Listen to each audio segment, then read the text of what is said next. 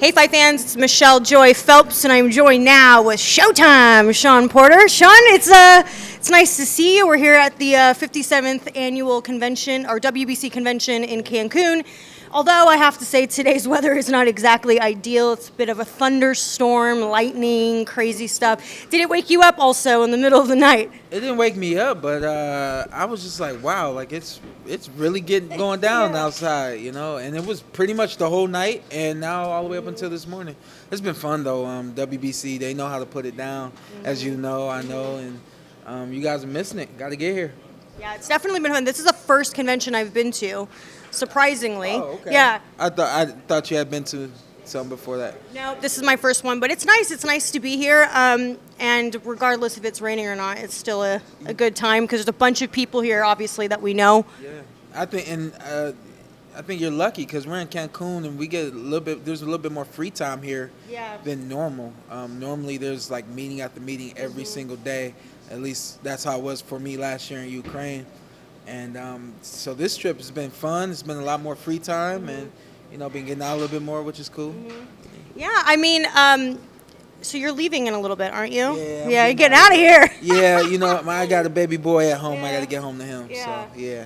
Well, how have you been? How are things?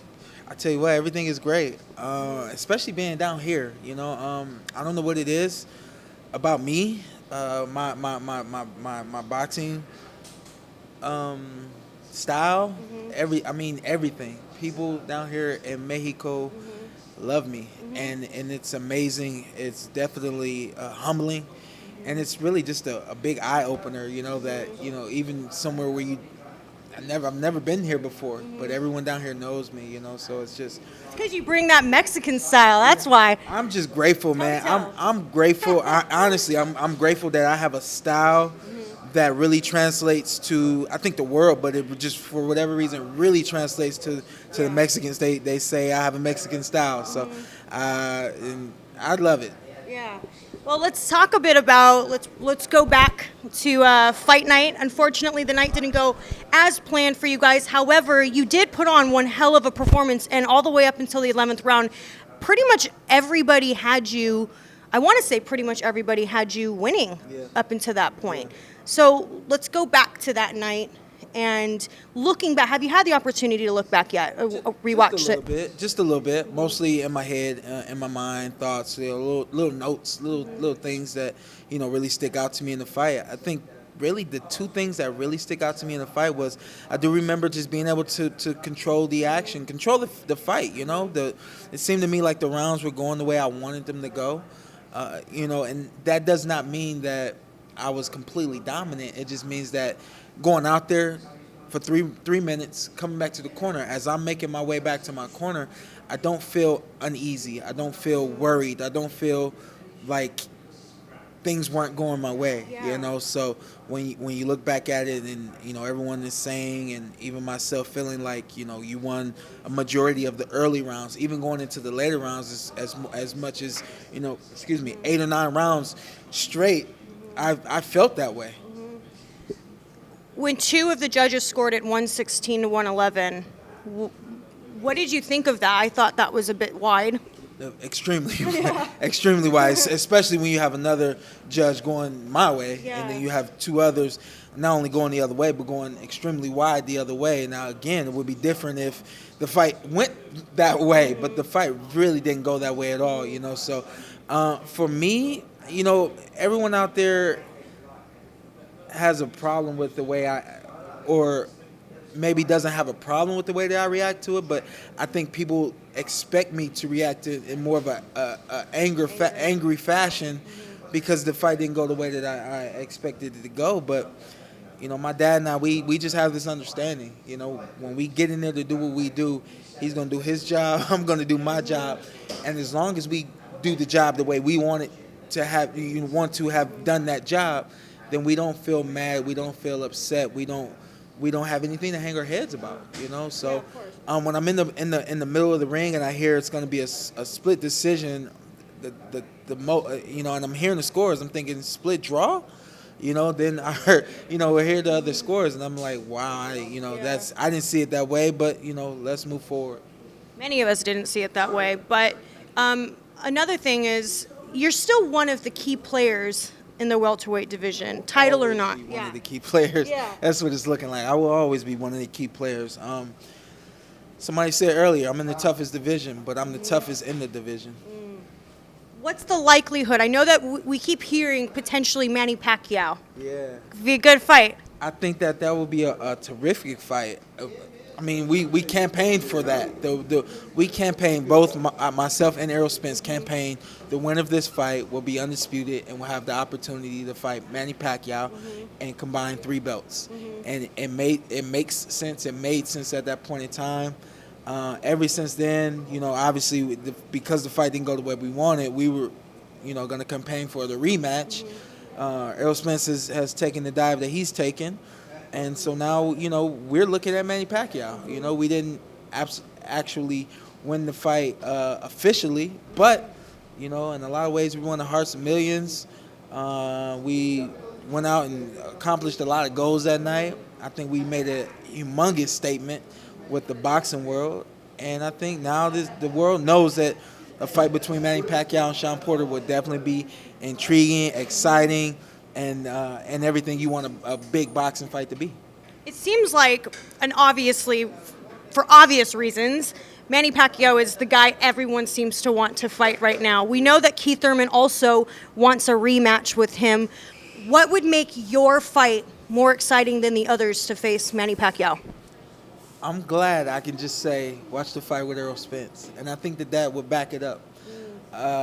If you watch the fight with Errol Spence, I think that backs it up. But also what I've done through the years. I think a lot of that was lost in the build-up with this fight with Errol Spence. But I think, did you not only get a big reminder of who I am in the boxing ring, but you also got a good taste of who I can be against anyone in the boxing ring. We can't forget what was said about me leading into the fight with Errol Spence. I wasn't going to win. Could I go 12 rounds? Could I jab with him? Could I box with him? Who has the better ring IQ? Who has more dog? Who's tougher? Who punches harder? I mean, the list goes on, and I was pretty much doubted in every single category. I think going up against Manny Pacquiao, one of the greatest of all time, a lot of times when you do the math, you're saying Manny Pacquiao is superior and dominant than just about anyone he gets in the ring with. But I think now you got a good taste of who Showtime Shawn Porter is as a whole. And I think that now that fight becomes intriguing. You really start to wonder, if Manny Pacquiao can beat Shawn Porter. Plus, age is also... it will eventually catch up to somebody. I know right now he's looking really great. Yeah. But obviously age will start to catch up with him. And we had this conversation last night. I was hanging out with Tony Harrison, and when we talked about the fight with Errol Spence, and I said, some things are just easier shown than said. And when I was continued to say in the lead up to the fight with Errol Spence that I was different, everybody's wondering, okay, he's different, but how different is he? But when you see me get in the ring and do the things that I've done and did with Errol Spence, you've never seen anyone do that with Errol Spence. So when you say, well, okay, you're young a lot like Keith Thurman's young, does age really make a difference? Well, I'm different. So I think in this case, the age will be a little bit of a problem for Manny Pacquiao. Leading up to the fight with you and Errol, there was a lot of...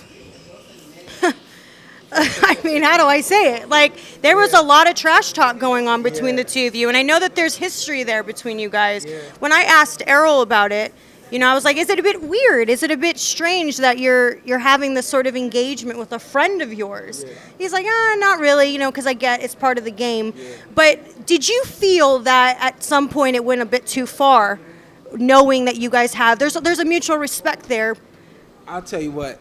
For the most of it, a majority of it was fun. I even laughed and chuckled at a few things that he said. I was just like, all right, that was witty. Where'd you get that from? But somehow, some way, he managed to paint this picture of Showtime Shawn Porter that not only was false, but he sold it to the public. He sold it to fight fans. He sold it to the world. Everyone said that the only way Showtime Shawn Porter can beat Errol Spence is if he's a dirty fighter, if he does anything dirty, if he roughs up Errol Spence. It's not my mindset. That's not who I am as a fighter. But he painted that picture. So I think that was the one time that things went a little far. If you see and watch the fight, there's plenty of low blows. He said, watch the head, watch the elbows. No headbutts, no elbows coming from Showtime, Shawn Porter.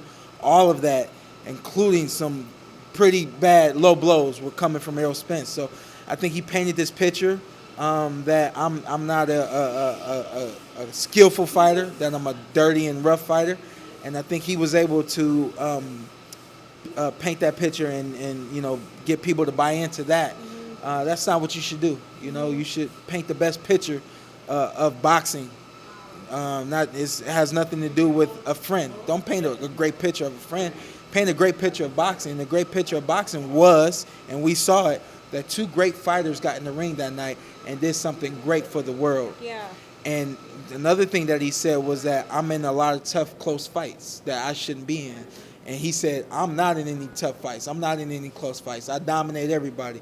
Well, he understands now, after being in the ring with me, why a lot of my fights are close. Yeah, but when you're fighting, a champion fights a champion, or someone is fighting someone equally as good as them, the fights are always supposed to be close. They're not supposed to be so one-sided. Let me, you know what, while we're doing this, let me say this, because I actually got Mikey Garcia's phone number, and I wanted to text him. I haven't sent him any messages. I haven't called him or anything yet. But I did want to apologize to you, Mikey, and I was just going to do it, private and leave it like that. But in the build-up to the fight, build-up to a fight, you do whatever you can to promote yourself, whatever you need to do to, respectfully disrespect the other guy, so on and so forth. But Mikey, if you feel any disrespect coming from me, if I said anything that was disrespectful to you, I do apologize. I know in the lead-up to the fight, there was one thing I did say. I did say that I said I'm not Mikey Garcia, and I think again, we talking about painting pictures here. I think I painted a bad picture of Mikey Garcia by saying that, and that wasn't what I really meant. I didn't. Yeah. So saying that to say, the fight with him and the fight between Mikey Garcia and Errol Spence, you say, well, you have two elite fighters there. Why was that fight not close? Well, you had one elite fighter just kind of take advantage of another fighter. And he had his way that night. Going into the ring, I had my mind made up that wasn't going to happen, and that wasn't the case. But there's also, in my opinion, there's a reason for weight classes. We've seen that. Yeah. He moved up 2 weight classes. Obviously, Errol was the bigger guy and more dominant. So at some point, it does. It does matter. Yeah. I mean, I could easily move up to 154 and probably even 160. But then once we start moving into 68 and so on and so forth, there's going to be a big problem because of the size. It's just way different. Now, we know that Errol was recently in a car accident. News could have been very different that week. Very different with what happened. Thankfully, we don't have awful news. He survived. Not only did he survive, but he managed to not have any broken bones, aside from lacerations, which is really God's protection ultimately. He's a beast. That's what I heard. I'm glad that honestly, I'm still worried because I haven't seen a video. I haven't seen him. I haven't seen a family, anything like that. I'm worried because at the end of the day, when you do start to add everything up, after you find out that he's okay, but you did, we're gonna speculate. We're gonna wonder. We're gonna question.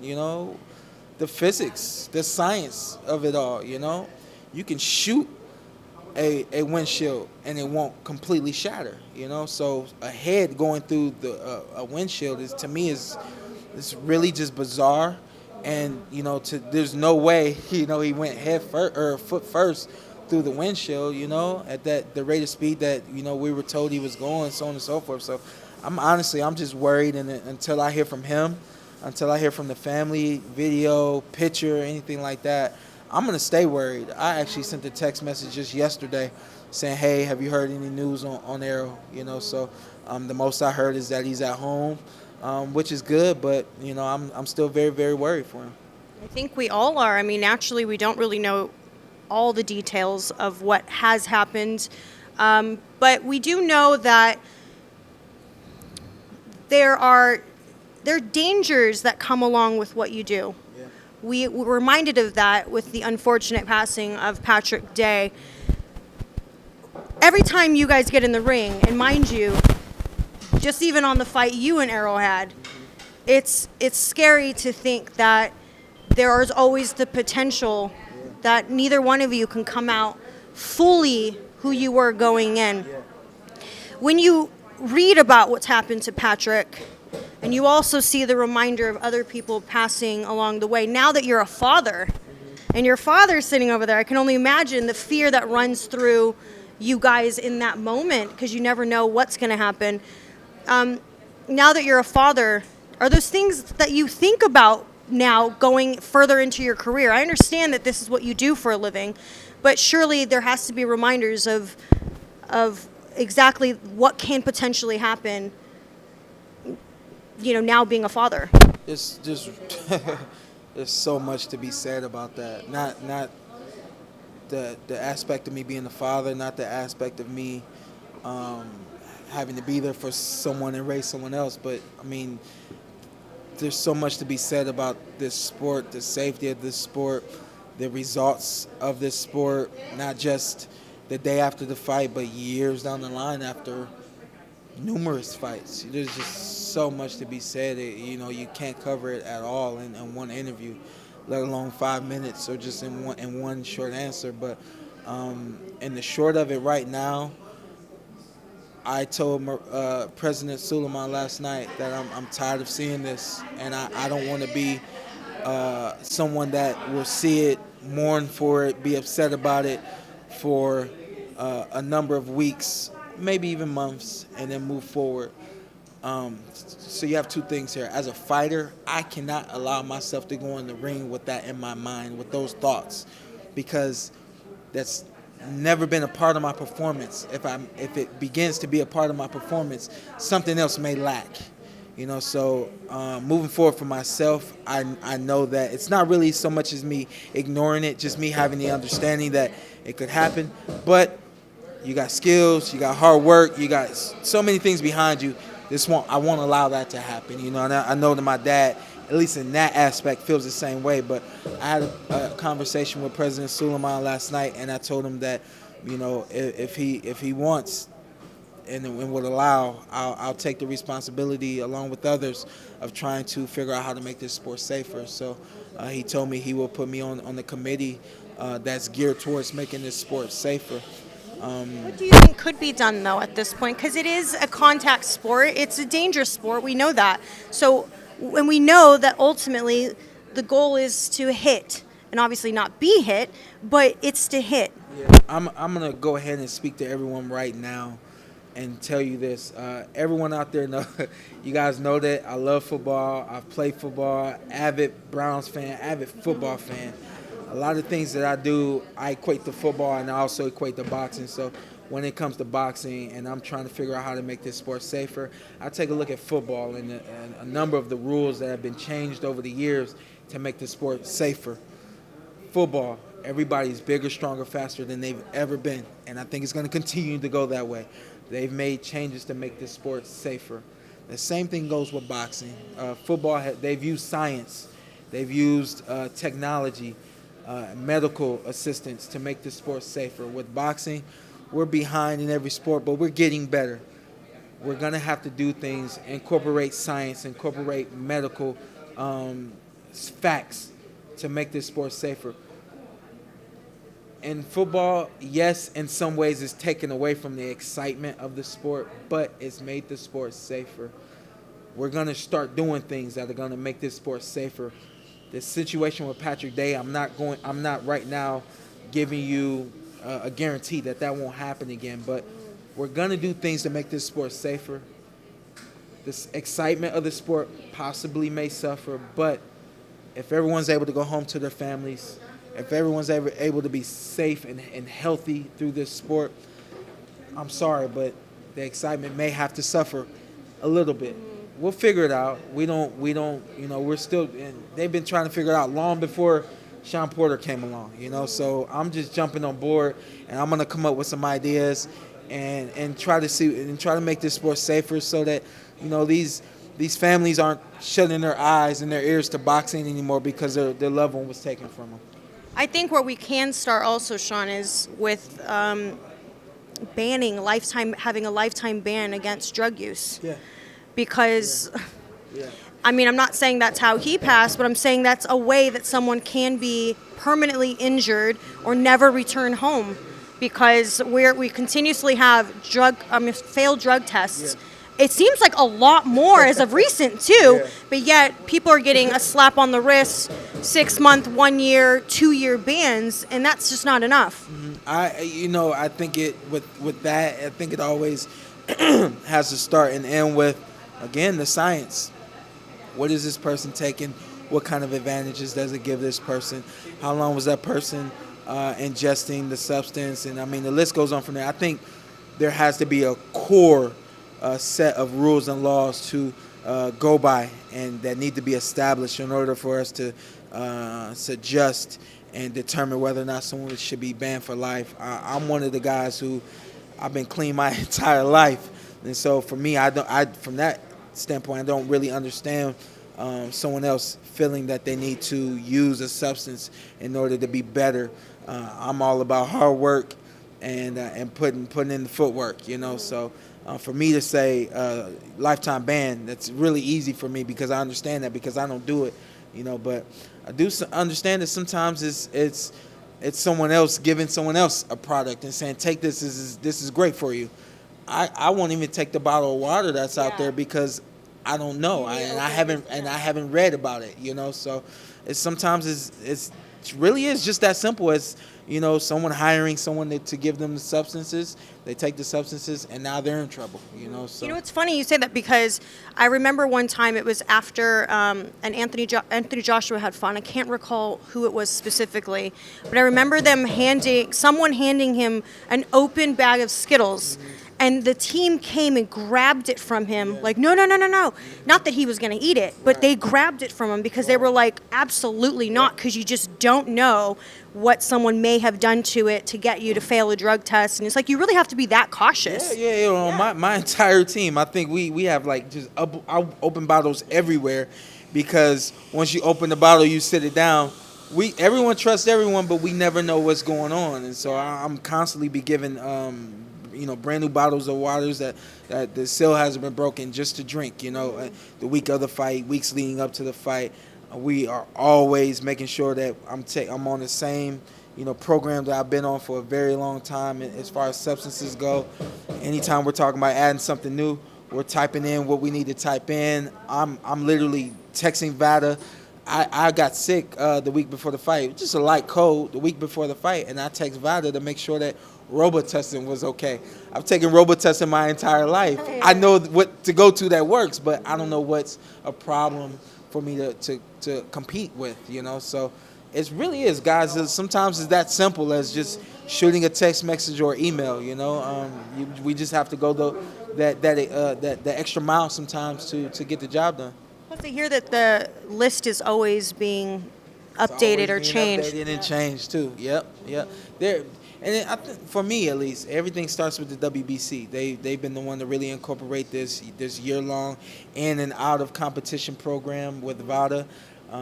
They keep us all on track with everything, and we're making it happen. I think I trust President Suleiman. I trust the WBC. And moving forward, they're going to make some great changes, some great adjustments, and the sport is going to be safer and better than ever. All right, Shawn, thank you so much for your time. I appreciate it as always. Any final words? God bless you guys. I will see you soon. All right, thank you. Bye, Fight fans. Hey, Fight fans, it's Michelle Joy Phelps. If you haven't already subscribed to our YouTube channel, make sure you go ahead and do so by clicking this icon right here, or else